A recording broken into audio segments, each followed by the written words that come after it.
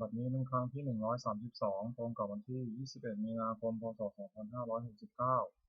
ข้าพเจ้าในรัตพงศ์พิรมเมืองรหัส202ขอเป็นวาจาสาธยายพุทธมนต์ถวายเป็นพุทธบูชาธรรมบูชาสังฆบูชาและเป็นอาจาริยบูชาแด่องค์พระบรมติเถรเจ้าองค์หลวงปู่สมเด็จรุ่นหลวงปู่บุญเดชหลวงปู่ศิลาตลอดทั้งครูบาอาจารย์ที่เป็นเจ้าของวิชาทินดามณีขอเทพเทวดาเจ้าทั้งหลายโปรดจงมาอนุโมทนาในการสวดสาธยายของข้าพเจ้านี้ ขออนุภาพคุณพระรัตนตรัยครูบาอาจารย์เทพเทวดาทั้งหลายโปรดจงบันดาลจิตของข้าพเจ้าเป็นสมาธิอันควรแก่การสวดสาธยายมนต์ต่อไปบทสวดชุมนุมเทวดาสัมมันตาตากาวเรสวัตระคัจฉันตุเทวตาสัทธมังมุนิราชสสะสนันตุสักขามุขทังสัพเพกาเมจารุเปคิริสิการตเตจันตวิเถหิมาเนทิเวรเทสักขาเมตารุวนาคหาเนเทหวัตุมิเขเต ภูมิมาจายันตุเทวาชาลถาลวิสเมยะขาคันทพนาคาติทันตาสันติเกยังมุนิวารวาจนังสาธวเมสุนันตุธรรมสวนากาโลอายัมมทันตาธรรมสวนากาโลอายัมมทันตาธรรมสวนากาโลอายัมมทันตาบทสวดนามการสิทธิคาถานะโมตัสสะภะคะวะโตอะระหะโตสัมมาสัมพุทธัสสะนะโมตัสสะภะคะวะโตอะระหะโตสัมมาสัมพุทธัสสะนะโมตัสสะภะคะวะโตอะระหะโตสัมมาสัมพุทธัสสะ บทสวดสัจจะกิริยาคาถานาทิเมสารนังอัญญังพุทโธเมสารนังวรังอิเตนะสัจจวชินะโสทิเมหตุสัมปทานาทิเมสารนังอัญญังธัมโมเมสารนังวรังอิเตนะสัจจวชินะโสทิเมหตุสัมปทานาทิเมสารนังอัญญังสังโฆเมสารนังวรังอิเตนะสัจจวชินะโสทิเมหตุสัมปทา บทสวดมหาการุณิโกนาโถติอาทิกาคาถามหาการุณิโกนาโถอัฏฐายะสัพพะปานิยังปุเรตวาปารามิสัพพะปะโตสัมโพธิมุตตมังเอเตนะสัจจวชนะมหาตุสัพพิปัสสวามหาการุณิโกนาโถติกายะสัพพะปานิยังปุเรตวาปารามิสัพพะปะโตสัมโพธิมุตตมังเอเตนะสัจจวชนะมหาตุสัพพิปัสสวามหาการุณิโกนโถสุขายะสัพพะปานิยังปุเรตวาปารามิสัพพะปะโตสัมโพธิมุตตมังเอเตนะสัจจวชนะมหาตุสัพพิปัสสวา บทสวดมหาสมัยสูตรเอวเมสุตังเอกังสัมปยังภควาสัพเพสุวิหารติกัปปิลวัตถุสมิงมหาวันเนมหาตาภิกขุสังเคนะสัพพิมปตมะเตหิภิกขุสัตเตหิสัพเพวะอรหันเตหิทัสสหิจาโลกะสัตติหิเทวตาเยปุเยนะสัมมิติตาหติภควตังทัสสนิยาภิกขุสังฆัจจะ อัตถโกจตุนันสุทาวาสกายิกานังเทวานังเอตัสสะโอเทยังโกภควาสัพเพสุวิหารติกัปปิลวัตถุสมิงมหาวันเนมหาตาภิกขุสังเคนะสัพพิมปตมะเตหิภิกขุสัตเตหิสัพเพวะอรหันเตหิทัสสหิจาโลกะสัตติหิเทวตาเยปุเยนะสัมมิติตาหติ พระควันตังทัศนายาภิกขุสังฆจายานุนามยังปิเยนะภควาเตนุปัสสกรรมเตนุปัสสกรรมยามะอุปัสสกรรมมิตวาภควโตสันติเกปัจเจกคาถาปัสสยมติอัตถโกตาเทวตาสายถาปีนามาพระวาปุริโสสัมมันจิตังวาภหังมสาริยาปัสสาริตังวาภหังสัมมิชยาเอวะเมวะสุทาวาเสสุเทเยสุอัตตะระหิตาภควโตปุระโตปะโตระหังสุ อัตถโกตาเทวตาภควันตังอภิวาเทตวายกรรมันตังอัตถังสวยกรรมันตังทิตาโถเอกาเทวตาภควโตสันเกยิมังคังอภัสสิมหาสมัยโยปวานะสมิงเทวกายาสมัคคตาคัตมังอิมังธรรมะสัมยังทัคตาเยวะปราชิตาสันติอัตถโกวปราเทวตาภควโตสันเกยิมังทังอภัสสิตตะพิทโวสมาถังสุจิตตังอัตโนอุชุกามกังสุสารทิวาเนตานิฆาหิตวาหิทิยานิรักขันติปันทิตาติ อัตถโขปราเทวตาภควโตสันติเกยิมังคังอภัสสิเชตวะคีลังเชตวะบริคังนิทักคีลังโอหัตมะเมชาเตจารันติสุทาวิมลาจักขุมตาสุขันตาสุโสนทัสสิอัตถโขปราเทวตาภควโตสันติเกยิมังคังอภัสสิเยเยติสุขังสันนังคตาเสนะเตชะมิสันติอภายภูมิปหายามนุสังแห่งวิวกยังปริปุเรสันติติอัตถโขภควาภิกขุมันเตสีเยปุยนาภิกขเวทัสสะโสโลกัสสตุสุเทวตาสานิปิตาหันติปัฏฐานตามทัสสนิยาภิกขุสังฆจจะยิริเตภิกขเวเอโสทิตามัทนังอรหันโตสัมมาสัมพุทธาเตสันติภควตานังเอตัปปะระมาเยวะเทวตาสันนิปติตาเอโสสายทัพพิเมหังอิตาระหิเยปิเตภิกขเวภวิสันติอนาคตามัทนังอรหันโตสัมมาสัมพุทธาเตสัพพิภควตานังเอตัปปะระมาเยวะเทวตาสันนิปติตาภวิสันติสายทัพพิเมหังอิตาระหิอาจิกิสามิภิกขเวเทวะกายานามานิจิตายิสามิภิกขเวเทวะกายานามานิเทสิสามิภิกขเวเทวะกายานามานิ ตังสุนัตถาสาธุกรรมนาสิกาถาภาสิสามิติเอวเมตติโกเตจิโขภควโตปัตตะสงภควาอิตัตโมจะสิโลกัมมนุกัสสามิยถาภุมาตัสสิตายสิตาคิริทัพพลังปจิตตาสมัยตาบุตุสิหาวาสาลินาลมหังสามิสัมพุโนทัตตมัสสะสุภาวิปัสสนามนาวะติโยปัสสเตยตวามณีกเวตวัตเวตตวามณีสัทธาสาวกเยสัสเนระเตทิวะกายาภิจตาเตวิชังทัตโตเตจะตวะภควสุตตวาพุทธศาสนัง เอสัมปะตุราหูยานามนุสานัสสนาเปกะสตัมปะตะเกสังสังฆัสสะตริสตังเกสังสานังมนุสานัมทัสสุขเปกะนตะวัตะเกมิสาสภาวุตาโหง ตันตสัพพังพิจยาวะคิดาวานัตถมาตโตอมิสัทธาสาวกเกสาสเนเตเทวะกยาเทปาเตชนะธรรมโคโยหิตาทิสามิเทระหิริภูโสสัตตสหัสสาวะขับมุมากบิลวัฏวัยทิมันโตชิเตมันโตวันนวันโตยัสสินโมธรรมนาภิกรมิโกนังสมิโกนังชาสหัสสาหิโมตายะขานังโตนิโยทิมันโตชิเตมันโตวันนวันโตยัสสินโมธรรมนาภิกรมิโกนังสมิโกนังสาตาคิราติสหัสสายะขานังโตนิโยทิมันโตชิเตมันโตวันนวันโตยัสสินโมธรรมนาภิกรมิโกนังสมิโกนังอิเจเตโสระสหัสสายะขานังโตนิโยทิมันโตชิเตมันโตวันนวันโตยัสสินโมธรรมนาภิกรมิโกนังสมิโกนังเวสามิตาปัญจสัตตายขานังโตนิโนอิติมันโตชิติมันโตวันนวันโตยัสสะสินโมธรรมนาภิกรมิโกนังสมิโกนังกุมพิโตราชาทิโกโกรสัตเวชนังพิโยนังสัตตสะสะยะขานังวิริปัสสติกุมพิโตราชาทิโกโสภคาสมิโกนังปุริมันจาทิสังราชาทัตตาลัทโถปสัตติกันทัพนาธิปติมหาราชายัสสะติโสปุตติตัสสะภาโวอิธรรมรามาภาลาอิติมันโตชิติมันโตวันนวันโตยัสสะสินโมธรรมนาภิกรมิโกนังสมิโกนังทักขินันจาทิสังราชาวรุณโหตปัสสะสิกุมัตนาธิปติมหาราชายัสสะสิโสปุตติตัสสะภาโวอิธรรมรามาภาลาอิติมันโตชุติมันโตวันนวันโตยัสสะสินโมธรรมนาภิกรมิโกนังสมิโกนังปัจฉิมัญจันทิสังราชาวุรุปโขภาษาเสด็จนางคณาธิปติมหาราชายัสสะสิโสปุตติตัสสะภาโวอิธรรมรามาภาลาอิติมันโตชุติมันโตวันนวันโตยัสสะสินโมธรรมนาภิกรมิโกนังสมิโกนังอุตรัญจทิสังราชากุเวโรตปาสาสริยคณาธิปติมหาราชายัสสะสิโสปุตติตัสสะภาโวอิธรรมรามาภาลาอิติมันโตชุติมันโตวันนวันโตยัสสะสินโมธรรมนาภิกรมิโกนังสมิโกนังเวมาทิสังทัตตารัตโถทักขินาวุฒโกปชิเมนาวุปโกกุเวโรตังทิสาทัตตาโลเตมหาราชาสมันตาสุโตทิสาทัตตามนาคันสุวเนกบิลวัตเว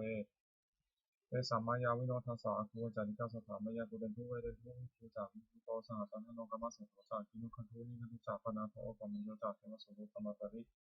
จิตาเสนโนตกันทัพโพนาโรราชาชโนสัพโพ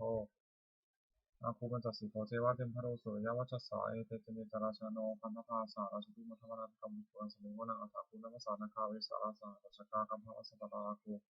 ปายาคาสายาติมิยามุนาทัตตารัตถาจาคุณคายาสสิโนเอราวันโนมหานาโคสปะคาสมิโกนัง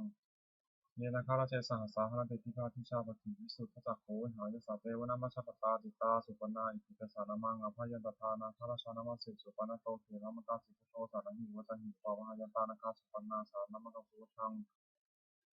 จิตาวชิระหัตเถนะสมุทังสุราสิตาภัตตโรวสาวเสรีหิมันโตยัสสะสิโนกาลังคัจฉามาปิสมาสุราธนาเวคัสสามิปจิติสุจิติจากมหาราโตนมุทิสนาสัตตันตปริปุตตังสัพเพโรธนามกาสนังสวาปริเตยัง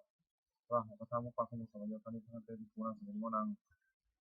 นาโปเตเทวาปัทวิจาเตชวโยตถาคโมวรุณาเทวาสมโมตยัสสะสะสะเมตตากรุณากายิกากุเทวายัสสิโนทัสเสเตทัสสะทากายสัมเมนะตาวิโนจิมันโตชิติมันโตวันนวันโตยัสสะสิโนโมธรรมนาภิกรมิโกนังสมิโมนัง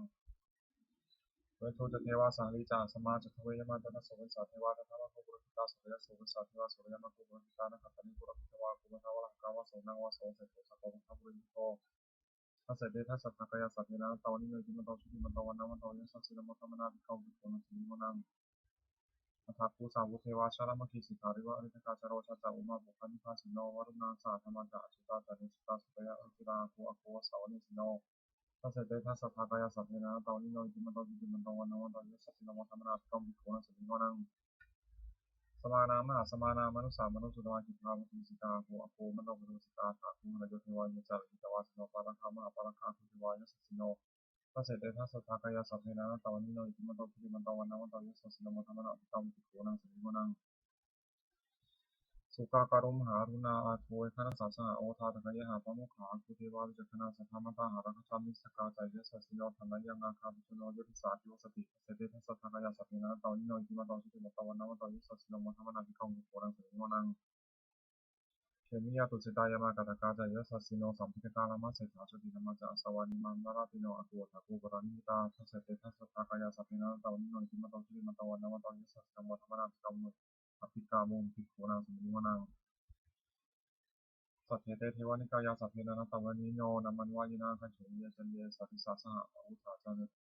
ชาติมังคีรังโอภาทินามัสสวังคิวะคัตรังนาคังจัตถวัสตติตังสุขมาปรามโตจักขุตายทิมโนสาสนังคุวโรติโสจัสสุวะคัสมิโกนัง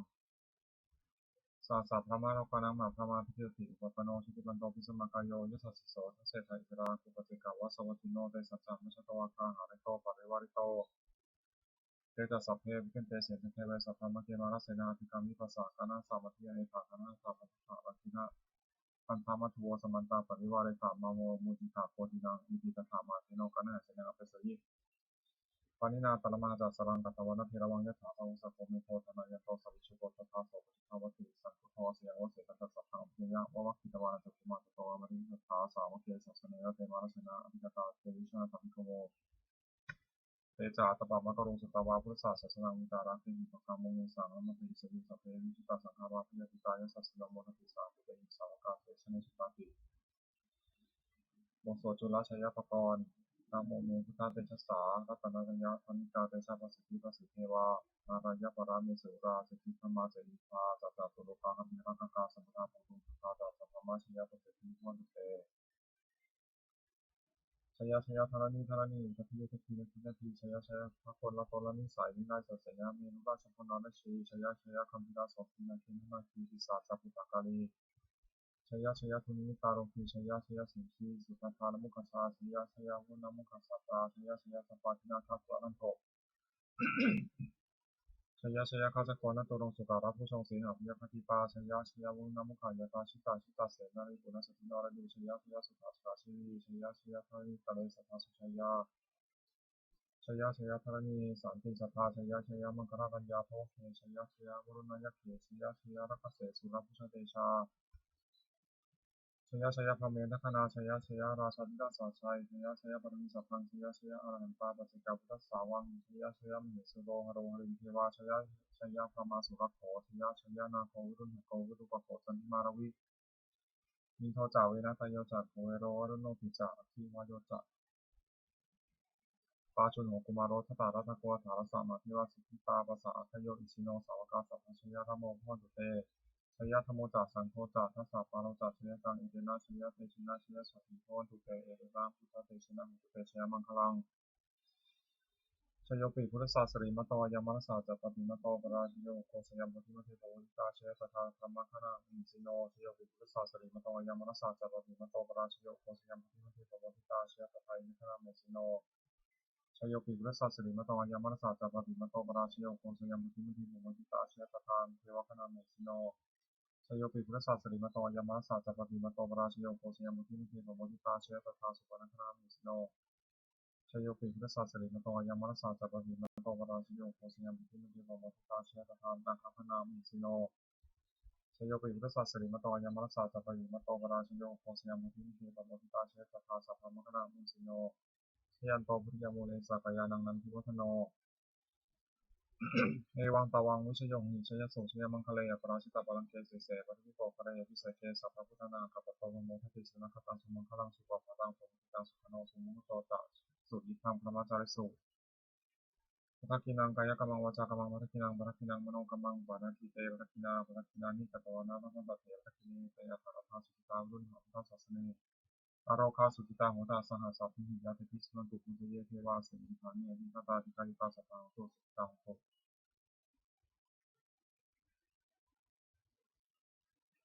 สุขิตาโหตุสัพพทารักขันตุสัพพสัตตังสัตตานังรักขันตุชินังศาสนังยากาจิปัฏนาเตสังสัพเพปุเรตุวโนรัฏฐายุตตากาเลปวัสสันโตวัสสังวัสสาวรหกาโรคาจุปัฏฐวาเตสังนิวารันเตอุจจสัพพทากายสุขังวิตาสุขังอรหันตุยถาระหังบทสวดธรรมานิยามสุตังเอวเมสุตังเอกังสัมปยังพุทธวาสาวัตถิยังวิหารติเชตาวเนอนาคติพิกัสสะอรเมตตะโกภควาภิกขุมันเตสีภิกขวติพัทันเตดิเตภิกขุภควโตปัจจโตโสภควาเอตตวะจะอุปาทวาภิกขเวตถาคตานังอนุปาทวาตถาคตานังทิตาวสาสัพพุธรรมทิตตาธรรมนิยมตาสัพเพสังขารานิจจติตังตถาคตโตอภิสัมพุทธิปิสมิติอภิสัมพุชิตวาอภิสเมตวาอาจิตเตเตสติปัญญาปฏิปทาปฏิวิวรติวิทัสสติตานิกโรติสัพเพสังขารานิจจติอุปาทวาภิกขเวตถาคตานังอนุปาทวาตถาคตานังทิตาวสาสัพพุธรรมทิตตาธรรมนิยมตาสัพเพสังขาราทุกขาติตังตถาคตโตอภิสัมพุชิตอภิสมิติอภิสัมพุชิตวาอภิสเมตวาอาจิกติเทสติปัญญาเปติปทาเปติวิวารติวิภัสสติตานิกโรติสัพเพสังขาราทุกขาติอุปาทวาภิกขเวตถาคตานังอนุปาทวาตถาคตานังทิตาวสาสัพพุธรรมทิตตาธรรมนิยมตาสัพเพธรรมาอนัตติตังตถาคตโตอภิสัมพุชิตอภิสมิติอภิสัมพุชิตวาอภิสเมตวาอาจิกติเทสติปัญญาเปติปทาเปติวิวารติวิภัสสติตานิกโรติสัพเพธรรมาอนัตติ อิธัมมะโวจาภควาตามนาเตวิโภภควาโตภาสิตังอภินันติบทสวดพระเทกรตาคาถาแปลอติตังนานวคะมยังนัปฏิตังเถระคตังบุคคลที่คนตามที่ถึงสิ่งที่ล่วงไปแล้วด้วยอะไรและไม่พึงพะวงถึงสิ่งที่ไม่มาถึงยะถาตีตาปะหีนันตังอัปปะตัญจานะคตังสิ่งในอดีตก็รับไปแล้วสิ่งในอนาคตที่ยังไม่มาปัจจุบันนันจะโยธรรมังตถาวิปัสสติอสัมมิรังอสัมปุปังตังวิธามนุภโรหะเยผู้ใดเห็นธรรมอันเกิดขึ้นเฉพาะหน้าในที่นั้นอย่างแจ่มแจ้งไม่งอนแงไม่คลอนแคลนคนพระบุญในการที่นั้นไว้อัจเชวะกิจามาตัปังโกชัญญามรณังสุเวความเพียรเป็นกิจต้องทำวันนี้ข้าจะทำตามในพวกนี้ไม่หิโนสังขารันเตนะมหาเสนินะมัจจุนาภกรรมแผ่นดินนมัจจุราสมิงเสนามายังไม่สันเตาเอวังวิหารวิมาตาปิของเราตามมาตานิตังตังเวในการเตาติสัตว์ตัวเองนี้มุนีผู้สงบย่อมกล่าวเรียกผู้มีความดีอยู่เช่นนั้นไม่เกิดการทั้งกลางวันกลางคืนว่าผู้ที่อยู่ในที่ราตรีเดียวก็ได้ชมบทสวดธรรมะสังเวชปัจเจเวขณะแปลสัพเพสังขารานิจจาสังขารคือร่างกายจิตใจและที่ทำนามทำนิพพานซึ่งมันที่เกิดแล้วดับไปและหายไปสัพเพสังขาราทุกขาสังขารคือร่างกายจิตใจและรูปธรรมนามธรรมทั้งสิ้นมันเป็นทุกข์ทนยากเพราะเกิดขึ้นและแก่เจ็บตายไปสัพเพธรรมะอนัตตาสิ่งทั้งหลายทั้งปวงทั้งที่สังขารและไม่ใช่สังขารทั้งสิ้นไม่ใช่ตัวไม่ใช่ตนไม่ใช่คนตัวเราว่าของเราว่าตัวว่าตนของเราทวงชีวิตตามชีวิตเป็นของไม่ยั่งยืนทวงมรณะความตายเป็นของยั่งยืนอวสังพยายามไม่ได้ตัดพังเราจะพึงตายเป็นแท้มรณะปริโยสนามีชีวิตตามชีวิตของเรามีความตายเป็นสุดรอบชีวิตตังเมอนิยตาชีวิตของเราเป็นของเที่ยงมรณะเมอนิยตาความตายของเราเป็นของเที่ยงวัฏฏะคนที่สังเวชยังกายโยจีรังร่างกายนี้ตั้งอยู่ในเตตาวิญญาโนท่านตัสสะวิญญาณชโทจะที่เสดาอธิสัจจิจากนั้นพระปฐวีซึ่งดินตริงพลังวาบุรุษต่างว่าธรรมาและท่านควรนิรัตถาหาประโยชน์ที่ได้อนิจจาวัตสังขาราสังขารทั้งหลายไม่เที่ยงหนออุปาทวายะธรรมิโนมีความเกิดขึ้นนั้นความเสื่อมไปเป็นธรรมดาอุปชิตวานิพุทธิความติดการย้อนหลับไปเตสังอุปสมองสุขความเข้าไปสงบระงับสังขารทั้งหลายสิ่งยิ่งสัพเพสัตตามรจิตจาสัพพะทั้งพวกกำลังตายอยู่มรณสุสัมมิสเลตาแล้วและกำลังจะตายพระเถวหังมริสามีเราจักเขาจักไปอย่างนั้นเหมือนกันนั่นคือในเอกสารสองสัญญาความสงสัยในความไปนี้ไม่มีแก่เราเลยบทสวดเมตตายังกิจิกุศลกรรมังสัพพิพัทธิกตังพุญญโนอนุโมทนตุสุนันโตโพธิเทวะอสริทานิอธิคตาทิคายุตาสัทธาโตุสุขิตังโตุทุกขาภูมิตุมาตาปิตาสุขิตังโตุทุกขาภูมิตุสัพเพยติกาสุขิตังโตุทุกขาภูมิตุสัพเพอายติกาสุขิตังโตุทุกขาภูมิตุสัพเพวิสาสัพเพขาสัพเพเปตาสุขิตังโตุทุกขาภูมิตุสัพเพจารยุปัชฌายะสุขิตังโหตุทุกขาพมุนจันโตสัพเพนัคขตาสุขิตังโหตุทุกขาพมุนจันโตสัพเพเทวาสุขิตังโหตุทุกขาพมุนจันโตสัพเพสามาธินังสมิชันโตโมโสบูชาหลวงปู่ทวดนะโมพุทธิสัตวะคันธิยะจิตขวานะโมพุทธิสัตวะคันธิยะจิตขวานะโมพุทธิสัตวะคันธิยะจิตขวาปฏิภาณคาถายะเทวตาสัพเพมิหาราวาสินีปุเปคะเรพุทธิคะเรแต่หิตาธรรมะทารินาพันตุสุตาโสติกรณเดชาวิหารามันทะเรเถระธรรมชานวกาสัพพโวสารามิกาธนปฏิวัสกา ธรรมาจเตสานิธรรมาติสราสปานุพุตาสุขิตาพุทธเตชะลาพุชาเยติจะนัสสัมภวาสังเสนชาตาทวปปัจจานิยันกังธรรมวรังปฏิจเตสัพเพติทุกขสักกรณตุสัพพยังธาตุจิรังสตังธรรมธรรมธราจบุคลาสังโฆตุสมะโควาสายะจาหิตายะจามีระคตุสัพพโมสัพพิติธรรมจาริโนวุฒิสัพพบุญมะธรรมเนริปะเวทิเตสันนาโหตุสัพพติปานิโนพุทธศาสเนสัมมาทรังโพชันโตกาลเทโวโพวสตุวุฒิภาวะสัตตนังสมิทังนิเตมิทังนิมาตาปิตาจัตตาชามิจังรักขุปุตตังนิวังธรรมเนนะอาชาโนปชังรักขุสัพพทาเทวตาอุโยชนะคาถาทุกขปัจจาจนิทุกขาพิยปัจจาจนิพิยาโสขปัจจาจนิโสกังโหตุสัพเพตินานิโนเยตาวตาจามิสัมภตังปุญญสัมปทังสัพพิยวานุโมทุสัพพะสัพพติสิทธิยาธนังขันตุสัพพยาสิรังรักขุสัพพทาภาวนาพิรตังโหตุขัจจตุเทวตาคตา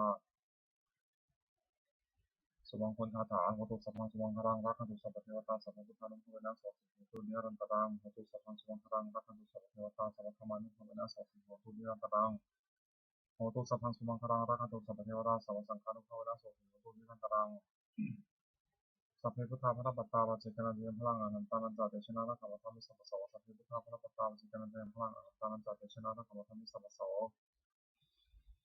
สัพเพพุทธาภะปัตตาปัจเจกนันเตพลังอนันตานันจาเตชนะรักขมัทมิสัพพโสสัพเพพุทธาภะปัตตาปัจเจกนันเตพลังอนันตานันจาเตชนะรักขมัทมิสัพพโสสัพเพพุทธาภะปัตตาปัจเจกนันเตพลังอนันตานันจาเตชนะรักขมัทมิสัพพโส